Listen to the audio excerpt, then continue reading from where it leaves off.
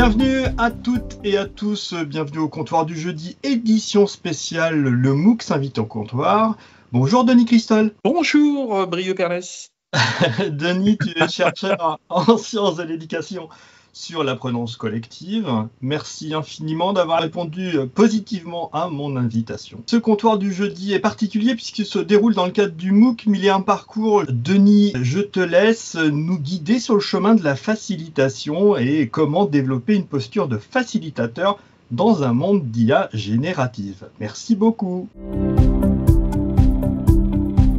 Merci pour cette invitation.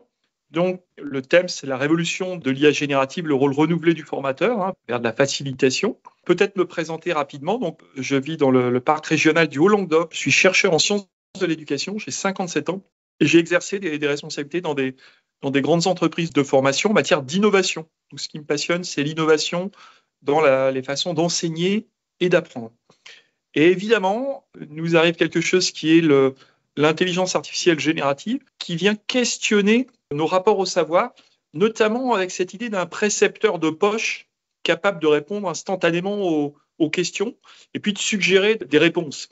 Donc, en même temps que l'intelligence artificielle s'est installée dans le paysage, des millions d'utilisateurs, 100 millions d'utilisateurs en un mois, ChatGPT au démarrage, on voit le bouleversement que ça amène, eh bien, c'est une opportunité de faire grandir l'autonomie des apprenants, leur réflexivité.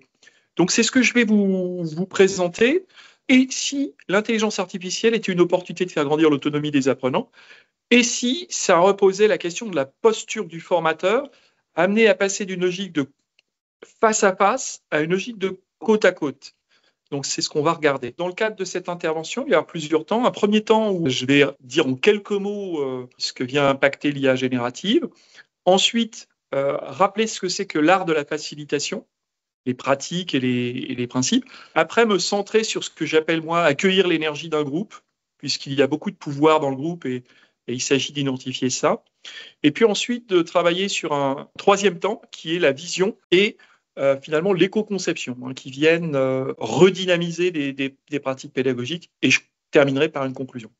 Voilà un petit peu ce qu'il y a au menu de cette heure. Donc, c'est parti, on va voyager ensemble un moment. Alors, peut-être avant de décrire du facilitateur qui s'invite, alors c'est pas nouveau, on parle de la facilitation depuis les années 50, 60 au moins, mais pourquoi on met l'accent actuellement là-dessus ? Eh bien parce que l'intelligence artificielle vient bouleverser nos rapports au savoir, elle vient permettre de fabriquer des textes, des informations, des images, un petit peu dans l'idée de ce que nous avait amené le poète Borges, qui avait imaginé un livre dont les combinaisons de mots pouvaient créer tous les livres. C'est aussi cette idée de Noam Chomsky, le père de la grammaire générative, qui montre que le langage recèle un pouvoir créateur sans fin. Et finalement, l'intelligence artificielle, alors, il faudrait peut-être traduire avec le mot anglais. Intelligence, c'est pas l'intelligence au sens français, c'est plutôt le renseignement. Donc, c'est cette capacité de compilation. Ça vient nous rappeler qu'il n'y a pas d'intelligence, il y a plutôt un artifice d'intelligence, qu'il n'y a pas de conscience de soi, il n'y a pas d'autosaisissement, il n'y a pas d'éthique. L'intelligence artificielle ne crée pas de concept, elle fait seulement du calcul, du brassage de data. Elle est très forte en interpolation, donc rapprochement de données éparses, mais assez faible en extrapolation. Donc c'est à tort qu'on vient parler de singularité et d'hallucination, qui serait plutôt le propre des humains. Ceci étant, cette puissance de calcul, elle vient interpeller les formateurs, elle vient les toucher dans ce qu'ils pensaient être un domaine réservé, qui est la maîtrise d'un savoir. Et donc, cette maîtrise de savoir, finalement, elle est de plus en plus accessible à des apprenants qui peuvent par eux-mêmes aller chercher des informations. Ils le pouvaient déjà avec les moteurs de recherche, mais ils peuvent aussi construire des savoirs à leur mesure, avec leur capacité linguistique, en utilisant l'intelligence artificielle. Au passage, je rappelle que l'intelligence artificielle consomme de l'énergie, c'est presque 20% pour un pays comme l'Irlande et 10% dans le reste du monde. Il y a un impact social. Donc on a des travailleurs pauvres qui sont payés de misère, notamment en Indonésie, pour étiqueter des données. Il y a beaucoup de fake news et on voit que ça peut avoir des incidences sur des élections présidentielles, par exemple. Et puis, il y a aussi des dérives, notamment des biais d'opinion, biais d'influence. Bref, si je reprends le propos de Jacques Prévert, l'intelligence artificielle, c'est trop robot pour être vrai. Voilà ce que nous disait Jacques Prévert. Donc, je crois assez fortement que pour ces motifs, la médiation humaine, elle est en train de changer et elle va passer de la formation à la facilitation. La facilitation, c'est une manière d'accompagner les groupes dans la réalisation de leur plus haut potentiel, de co-créer ensemble. Et je distinguerai 3 sources de facilitation. La première, qui nous est probablement la plus connue, c'est le design à la façon US. Vous voyez, c'est le design thinking ou le design fiction. Design thinking qui a été popularisé par un cabinet de design qui s'appelle IDEO, avec une façon d'accompagner des consommateurs à créer des produits et des services nouveaux. Donc, c'est le design qui mise sur les processus, qui mise sur les icebreakers, donc ces moments qui mettent un côté ludique, un côté un peu nord-américain, où on a dans cette logique edutainment, on dit l'edutainment, c'est le croisement entre éducation et entertainment. On apprend en jouant quelque part. Donc il y a un côté, le jeu, l'amusement qui est lié à ça. Ça, c'est vraiment cette idée que des processus peuvent faciliter des groupes pour co-créer ensemble. Une deuxième source de ce que j'appelle moi l'art de la facilitation nous viendrait des pays scandinaves. Et notamment dans les pays scandinaves, après-guerre, se crée tout un ensemble de courants, cercles d'études ou groupements spontanés de citoyens qui viennent s'apprendre mutuellement des choses. Par exemple, en Norvège, les cercles d'études, c'est 1 adulte sur 2 qui va participer à cela, où on va apprendre les uns des autres sur des sujets qu'on choisit. Donc, il y a l'idée de concertation sociale et de faire accoucher des sociétés. Donc, ce n'est pas un prisme consommateur qui est donné dans ces pratiques, mais c'est vraiment le prisme du vivre ensemble. J'utiliserai là le mot de co-conception pour marquer cette pratique. Et puis, dans l'art de la facilitation, je verrai une troisième influence qui est passée en Occident par des missionnaires qui sont allés en Asie, en Chine, au Japon, par le benchmarking de constructeurs automobiles américains après-guerre, mais aussi par des courants de développement personnel qui sont arrivés dans les années 60 en explorant le corps. Donc, ce courant des influences asiatiques, c'est ce qui fait que, par exemple, sans s'en apercevoir, quand on ouvre un groupe, quand on est formateur, on dit on va mettre de la bienveillance dans le groupe. Ou on va prendre un temps de méditation, de centration. Donc, toute cette approche qui est passée par le développement personnel, alors on peut le repérer notamment par l'Institut Esalen en Californie, où on va expérimenter autre chose, on va passer par le corps. Donc c'est le rolfing, le cri primal, le yoga, la méditation, la pleine conscience, toute forme où on va réhabiliter les émotions et toute forme de rapport au monde différent. Donc cet art de la facilitation, pour moi, il est marqué par ces 3 courants, le design à la façon US avec ses process, la co-conception façon scandinave avec cette idée de co-concevoir une société, un vivre ensemble, et puis ces influences asiatiques où on cherche finalement l'art du flow, l'art du flux, un peu le qi chinois. Dans la façon dont j'ai de penser à la facilitation, pour moi, il y a une sorte de grammaire. Alors, je l'ai mise à jour lorsque je travaillais au CNFPT, Centre national de la fonction publique territoriale, et je travaillais avec ma partenaire Cécile Joly à la mise en place de processus pour favoriser l'émergence de politiques publiques et accompagner des équipes dans ces politiques publiques. Et donc, on se formait au massage Tuina. Le massage Tuina, c'est un massage chinois dans lequel on remplace la pression d'aiguille, l'acupuncture, par la pression des doigts, la digipuncture. Et l'objectif, c'est de faire circuler l'énergie dans un corps humain.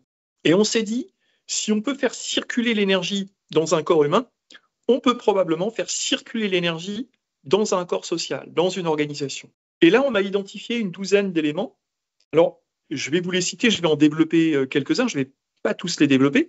Ces éléments, ce sont le cercle, une des formes les plus anciennes de rassemblement humain, le silence, dans lequel se nourrissent les facilitateurs, la rencontre, ou l'art de la rencontre, pour reprendre le mot d'Albert Jacquard, la simplicité, simplement venir, être là, être présent, le flux, l'influence, le questionnement, la vision, la codécision, la co-facilitation et le co-apprentissage. Donc ces 12 éléments, pour moi, ça compose une grammaire de la facilitation et ça va permettre à des participants, des facilitateurs, de vivre le plus haut potentiel du groupe. Alors, je vais décrire quelques-uns de ces éléments de la grammaire. Alors, je développe une école de facilitation, je développe tous ces éléments-là, mais là, je vais juste vous en donner quelques-uns. Le cercle, c'est une des plus vieilles configurations de rassemblement humain. C'est toujours en vigueur chez les peuples premiers. Ça symbolise l'égalité entre les membres. On est tous à équidistance du centre et ça montre cette possibilité de fluidité des échanges. Dans un monde d'intelligence artificielle, ça rappelle l'importance de créer des espaces de parole qui soient vides et authentiques. Donc ça nous éloigne un peu du bruit de l'intelligence artificielle et ça nous rapproche finalement du cœur. Probablement qu'après la crise Covid et un temps d'arrêt sur soi un peu forcé, on s'est posé beaucoup de questions sur quel est le sens profond de notre vie aujourd'hui. Est-ce qu'il faut toujours aller plus vite, même si on en a le pouvoir avec l'intelligence artificielle, et pour aller où in fine? Donc c'est vraiment la question que ça nous pose.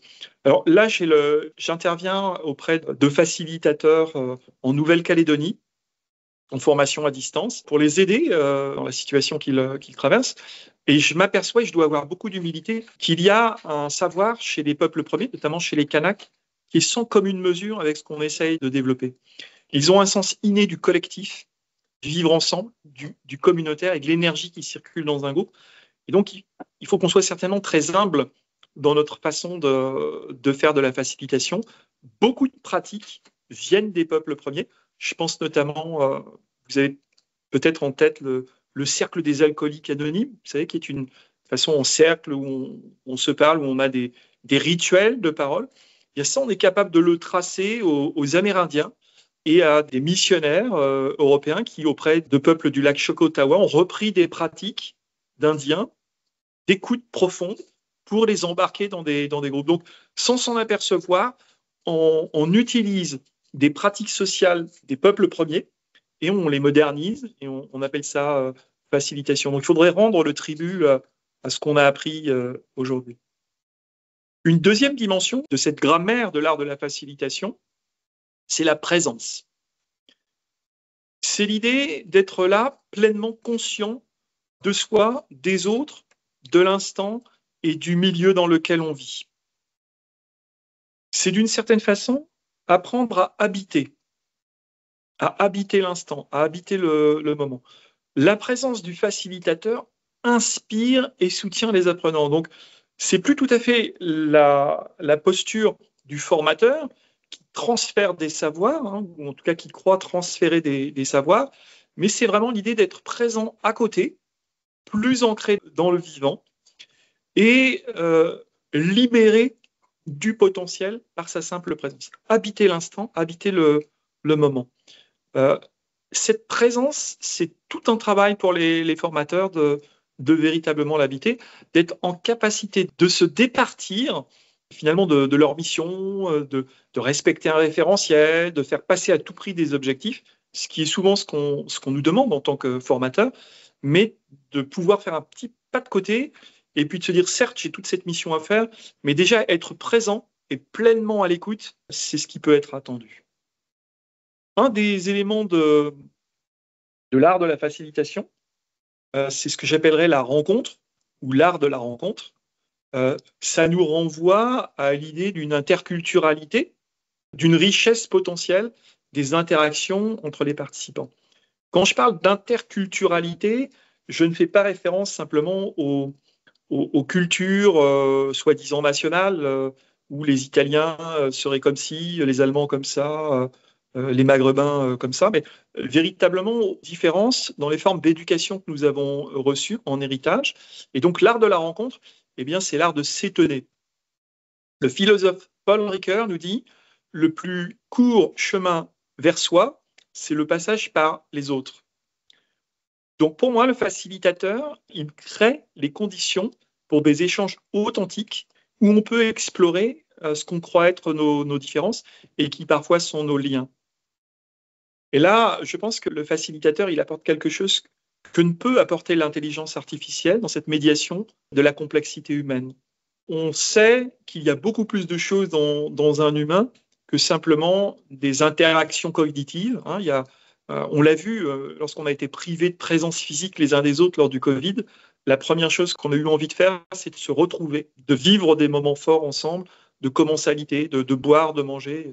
Alors moi, je suis du Sud, c'est même d'attraper les autres. Heureusement que je ne vous ai pas en face de moi, sinon j'en attraperai un ou deux dans la salle, là. Voilà, c'est un contact physique. On a besoin de ça. On est quand même des mammifères, des primates au départ, et le facilitateur, il porte ça. Alors, il y a toutes les autres dimensions, là, influence, vision, codécision, questionnement, flux, co-apprentissage, co-facilitation, simplicité. Je ne vais pas vous décrire tout ça, mais je fais des formations, beaucoup de vidéos et de posts. Si ça vous intéresse, vous vous reportez à tout ça.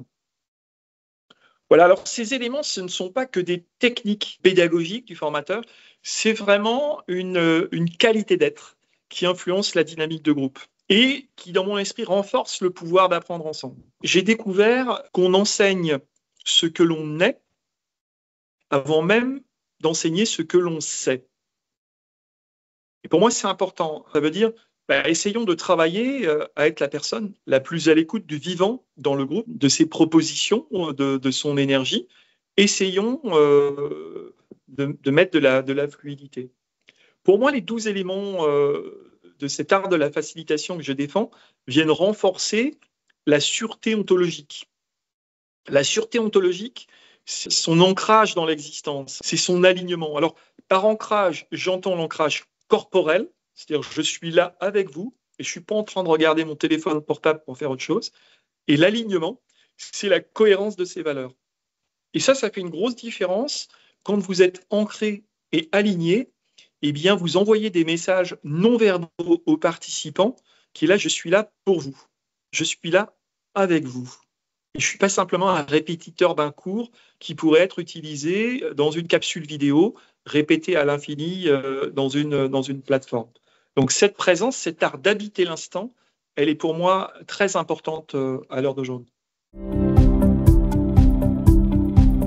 Je vais maintenant vous parler de quelque chose qui me semble important en facilitation, c'est accueillir l'énergie du groupe et reconnaître son pouvoir d'apprendre. Reconnaître au groupe son pouvoir d'apprendre. Ce que j'appelle aussi de la pédagogie, l'apprentissage entre pairs. Une des fonctions essentielles du facilitateur, c'est d'apprendre à lire l'énergie du groupe. Ça ne sert strictement à rien de défiler des contenus si le groupe n'est pas à l'écoute, s'il n'a pas la bonne énergie pour cela. Donc, il s'agit d'apprendre à accueillir et à guider l'énergie d'un groupe pour soutenir l'apprentissage collectif. Donc, on n'est pas dans un mode d'enseignement directif, mais on va intégrer le fait que le groupe détient en lui-même un potentiel d'apprentissage. Et il s'agit de révéler et cultiver ce potentiel d'apprentissage. Et ça vaut pour tous les publics. J'ai des exemples où je me suis retrouvé malade un jour dans une usine pour former des ouvriers. Je devais leur faire le cours. Je ne pouvais pas le faire. J'avais malheureusement une gastro-entérite. Donc, toutes les heures, j'étais obligé d'aller où vous savez. Et donc, je ne pouvais pas partir de l'usine parce que c'était très loin de chez moi et c'était mon gagne-pain. Donc, j'ai convenu avec le groupe d'une autre pédagogie où ils sont partis faire des enquêtes dans l'usine. Et je me suis aperçu que les enquêtes qu'ils menaient étaient beaucoup plus intéressantes que le cours que j'avais prévu. Et là, je me suis dit, une bonne fois pour toutes dans ma vie de formateur, il y a plus de pouvoir d'apprendre dans un individu que de savoir dans un formateur. Et donc, c'est vraiment l'idée de renverser et de partir de l'expérience des apprenants à chaque fois que possible. Alors, dans certains cas, ce n'est pas possible. Passer une habilitation électrique, on ne va pas le faire par essai-erreur, c'est sûr. Idem, apprendre la chirurgie cardiaque en tâtonnant, je ne le recommande pas. Mais il y a un grand nombre de situations où on peut partir de l'expérience des participants. C'est d'autant plus intéressant maintenant qu'on a une intelligence artificielle générative et que chacun a accès à des ressources, des données, simplement en consultant, même en n'ayant pas de connaissances très fortes. Alors bien entendu, il faut faire attention à l'IA en tant que prothèse, où on ferait du copier-coller et j'aurais l'impression de savoir. Moi, j'envisage plutôt l'IA comme une orthèse, c'est-à-dire quelque chose qui vient amplifier notre mouvement. Et là, eh bien, le facilitateur, il peut aider. Parce que c'est vrai qu'on a près de 6 heures d'écran par jour, plus de 5000 fenêtres pop-up qui viennent stimuler ou perturber notre attention. On a une infobésité et une perte d'attention. Donc là, le facilitateur, il peut aider à nous focaliser sur l'intention. Nous avons perdu, il ne faut pas se raconter d'histoire, on a perdu la bataille de l'attention.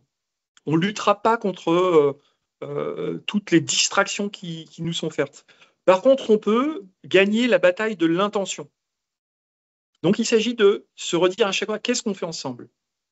Et donc, plutôt que de se poser comme un expert, c'est plutôt de se concentrer sur les interactions et l'émergence de connexions dans le groupe qui vont permettre aux participants de renforcer leur intention commune, d'apprendre à générer par eux-mêmes des connaissances avec l'intelligence artificielle.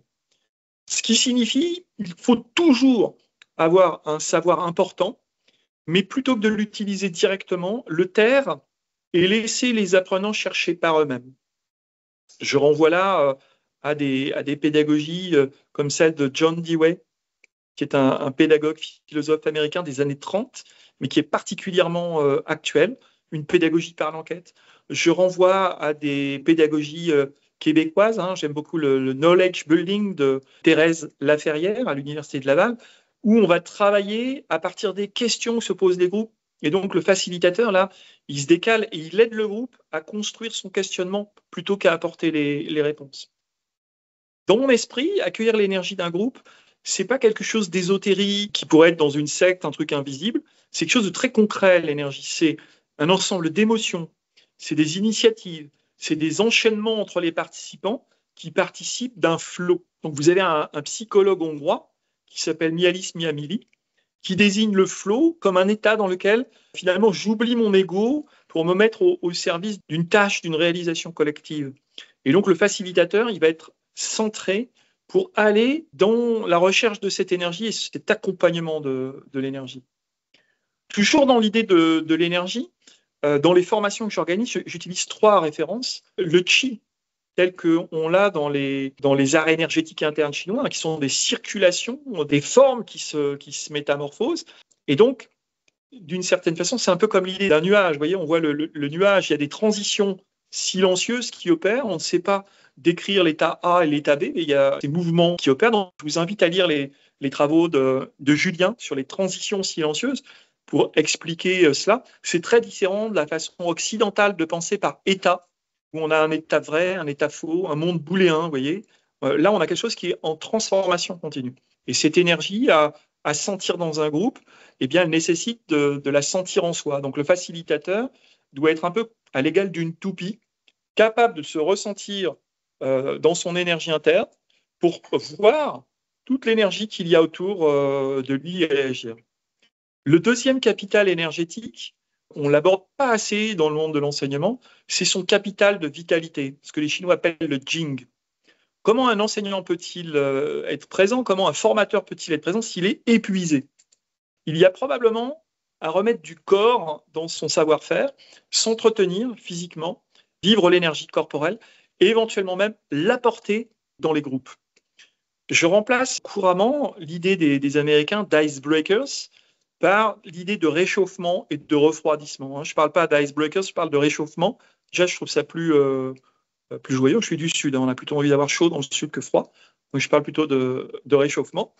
Et donc, entretenir le capital de vitalité du formateur, mais aussi du groupe. Et puis, J'évoque enfin la troisième énergie que les Chinois appellent le Chen, qui est l'énergie sociale, cette énergie de leadership, où chacun peut prendre des actes de leadership dans un groupe. Donc, pour moi, le facilitateur, il vient s'intéresser à ces formes énergétiques et il est temps, pour moi, de réintégrer cette dimension énergétique dans les groupes et de ne pas penser qu'il y a cette séparation corps-esprit que nous a survendu Descartes. Il est super fort en marketing, Descartes, mais il nous a vendu cette idée de séparation du corps et de l'esprit, alors qu'en réalité, on est toujours un. On est holistique dans la vision chinoise que j'adopte en facilitation. On est holistique. D'ailleurs, ce n'est pas qu'une vision chinoise, puisque dès les années 80, vous avez un neurobiologiste qui s'appelle Francisco Varela, dès les années 80, entendez-moi bien, qui dénonce l'illusion de l'intelligence artificielle, auquel on prête trop de choses. Et lui, il nous dit qu'il n'y a de cognition qu'incarnée, qu'intégrant cette dimension émotionnelle, qu'intégrant la mise en mouvement. Donc il est plus que temps de sortir des schémas traditionnels, j'oserais même dire de sortir des salles de formation. Vous savez que le modèle des salles de formation avec un prof, une discipline, un groupe d'élèves, ça date du XVIe siècle. Le ratio studio room, disaient les pères à l'époque. Donc il est plus que temps de sortir de ça, et puis 5 siècles après de se dire, et si on allait explorer le monde? Je pense qu'à l'heure de l'IA, où on est coincé devant nos écrans, il est plus que temps de bouger. Voilà, c'est vraiment l'idée de sortir simplement du copier-coller qui, au bout d'un moment, finit par effacer notre savoir critique et d'éprouver, d'expériencer le monde.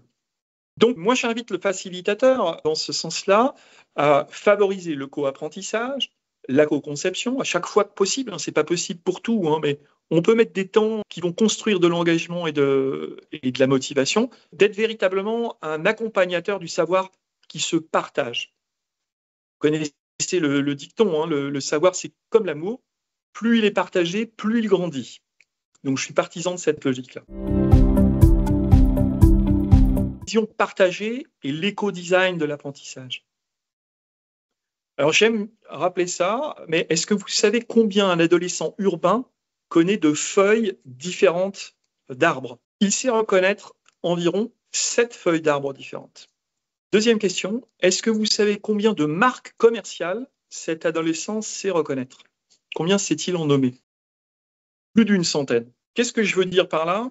C'est qu'il ne s'agit pas simplement d'avoir des savoirs en plus. Il s'agit dans mon esprit que la facilitation accompagne vers un monde qui soit plus respectueuse du climat, plus respectueuse de la biodiversité. La biodiversité est en chute libre, donc c'est considérable. Donc s'il y a lieu d'accompagner des apprenants, c'est de les accompagner de façon éthique vers des apprentissages durables, vers des apprentissages qui préservent le vivant. Tout apprentissage qui ne préserve pas le vivant, pour moi, il est un peu suspect. Il n'y a pas du savoir pour le savoir. Je pense que le savoir, la connaissance, doit être intégré pour protéger le vivant. Donc ça, c'est cette idée de vision partagée, de se dire tout savoir doit porter des valeurs plus grandes qu'elle. Jusqu'à présent, dans le domaine de l'enseignement, de la formation professionnelle, c'était l'émancipation, héritage des luttes industrielles du 19e siècle. L'émancipation, la libération de l'homme par le savoir était l'enjeu et l'objectif. Aujourd'hui, je pense que c'est la protection du vivant qui doit compléter l'émancipation. Je m'intéresse de plus en plus à l'éco-design, alors peut-être parce que je vis en zone rurale.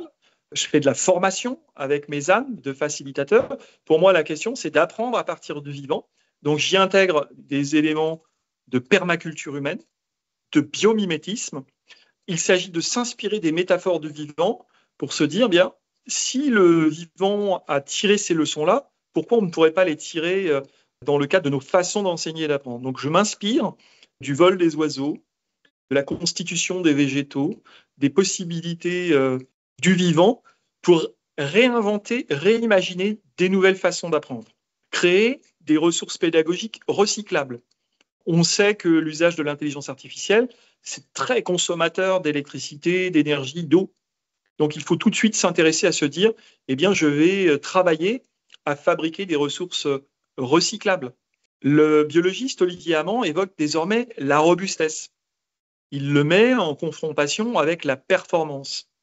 Dans son esprit, la robustesse, c'est de la sous-optimisation. C'est parce qu'il y a du jeu, J-E-U, eh bien que le vivant trouve ses chemins d'adaptation et d'évolution. Ça n'est pas parce que on a un référentiel extrêmement précis qu'on va pouvoir s'adapter. Donc, je garde en tête cette leçon d'Olivier Amand.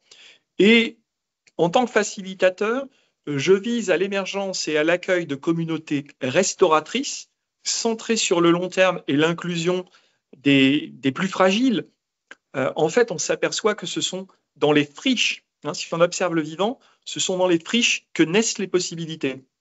C'est dans le béton que le plus beau coquelicot va pousser. Vous voyez, quand il n'y a rien qui pousse, vous avez une fleur qui pousse entre deux pavés, c'est là où ça se passe. Et c'est pareil dans les organisations, c'est dans les interstices que vont se nicher les idées les plus nourricières. Je conserve aussi de cette leçon du vivant qu'il n'y a pas de mauvaises herbes. Il n'y a que des herbes dont on n'a pas découvert les propriétés. Pareil pour les élèves. Il n'y a pas de mauvais élèves. Il n'y a que des élèves dont on n'a pas encore découvert le talent. Donc, il faut, selon moi, s'intéresser à cette vision de l'éco-conception, eh bien, pour régénérer des pratiques d'enseignement et d'apprentissage qui nous permettent de fabriquer des sociétés plus inclusives. Quand je travaille avec mes ânes, alors mes ânes, c'est mon équipe pédagogique, ça nous enseigne justement ce passage de l'intention à l'attention. Vous imaginez, vous avez une intention en tête, et puis vous devez emmener votre animal là, qui fait 250 kilos et qui n'a qu'une seule idée, puisque c'est son programme, c'est de manger. Un âne mange 18 heures par jour. Et donc, je travaille là à travers un ensemble de pratiques, à travers des marches, marche en présence, marche en silence, marche en pleine conscience, à osciller entre attention et intention. Donc, il s'agit de reconquérir notre intériorité pour habiter pleinement la présence dont je vous parlais. Donc, l'apprentissage dans le vivant, c'est quelque chose qui est extrêmement fort au niveau émotionnel. Et si c'est fort au niveau émotionnel, ça favorise des ancrages, ça favorise cette capacité de remémoration. Lors d'un stage que j'animais, une des facilitatrices me dit « Mais j'ai pris conscience que faire autorité, c'est prendre soin de l'autre. » Elle s'était aperçue que lorsqu'elle utilisait l'âne comme un animal bête de somme, il a sa propre intention, il ne suit pas. Par contre, quand elle établissait une relation avec lui, tout d'un coup, l'âne l'écoutait et se laissait guider. Voire même, elle n'avait plus besoin de le tenir par la corde, l'animal marchait naturellement à côté d'elle. Et ça, c'était très beau comme découverte, et ça m'a incité à penser aussi la façon dont on assure la guidance dans un groupe de participants. C'est la découverte du conditionnement négatif, qui n'est pas du tout le conditionnement positif. Dans le conditionnement positif, vous donnez des punitions et des contraintes et vous obtenez un comportement. Le conditionnement négatif, c'est l'élargissement progressif de la marge de liberté de l'autre. Donc, enseigner l'autonomie, c'est possible en faisant grandir progressivement la marge d'autonomie de l'autre. Donc, moi, je travaille avec mon épouse, on a créé un lab et on est en train de co-créer de nouvelles formations avec des pratiques narratives en leadership, en pédagogie, pour justement s'inspirer du vivant et apprendre autrement la facilitation et la posture du formateur, du manager, de l'animateur. J'arrive à la conclusion de mon propos. Un apprentissage renouvelé par l'IA et la facilitation. Si je résume mon propos, l'arrivée de l'IA générative ne marque pas la fin du formateur, mais elle l'oblige à aller chercher dans ce qu'il a de plus spécifique. Ce qu'il a de plus spécifique, c'est probablement son irrationalité, son potentiel d'imagination, de rêve, d'intuition, de folie, de fragilité. On se souvient que le poète nous dit « Heureux ceux qui ont des failles, parce que c'est à travers les failles que passe la lumière ». Donc probablement qu'à la puissance de l'IA, sa puissance de calcul qui nous dépasse, on peut nous cultiver des choses que jusqu'alors on cachait, nos émotions, nos sentiments, nos fragilités. Et en les acceptant en soi, on peut probablement mieux les accepter et les accueillir chez les autres.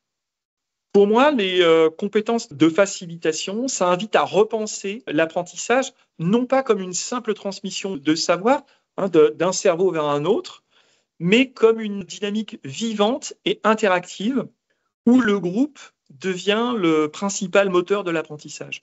Si j'utilise un mot savant de Francisco Varela, on est dans l'idée de l'autopoïèse, la création du vivant par le vivant.